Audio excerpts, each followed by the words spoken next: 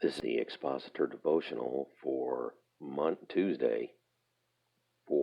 Thursday, September 2nd, 2021, from the Expositor's Word for Every Day.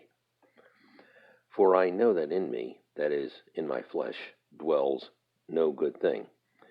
For to will is present with me, but how to perform that which is good I find not. Romans 7, verse 18. Most Christians think that when a person comes to Christ, the Lord gives them an extra strong willpower. Consequently, they think, the power to say no to sin. None of that is correct. It may come as a shock and surprise to most Christians, but the devil can easily override the willpower of a person.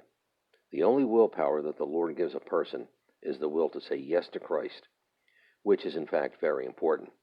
This means that the worst sinner in the world, for example, one totally bound to alcohol or drugs, who cannot say no to those voices, can, if he so desires, say yes to Christ. It is the very same principle with the believer. The Lord really doesn't give the believer the capacity to say no to sin, because we are dead to sin. A dead man doesn't say anything. In this newness of life, however, we are given the capacity to say yes to Christ and his way, which is the way of the cross. That is where the will of man ends and begins. The believer does not overcome by willpower. He overcomes by faith. This means that we have repeatedly stated faith in Christ and the cross. Galatians 6:14.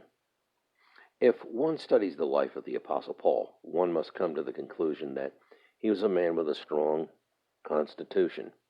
I personally believe that Paul had extremely strong willpower.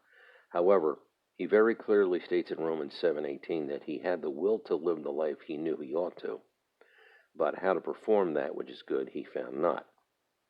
His willpower, in other words, simply wasn't good enough, and neither is yours. Law, as a barrier to the will, excites it, and the consciousness of sin thereby awakened produces, in the presence of God, a conscious under sentence of death. Thus the commandment ordained unto life becomes in fact the instrument of death. This do, and you shall live, became death to man because his sinful nature refused to obey, and in so refusing his own conscience, it condemned him to death. Thus, the law was holy, and each of its commandments just and holy, but it condemned to death all who failed to render to it a perfect obedience, as condemn must. Such is the effect of divine law upon man's carnal nature. The rest of this 7th chapter illustrates the doctrine by showing how fruitless is the effort of the old man to live as the new man. There is simply no such thing as moral evolution. Self cannot control the flesh. If the believer is trying to live for God by any means other than faith in Christ and the cross, no matter how hard he tries, he will find himself sinking deeper and deeper into the morass of sin. That means the situation will become worse and worse. There is no victory in try harder. There is victory only in Christ and the cross.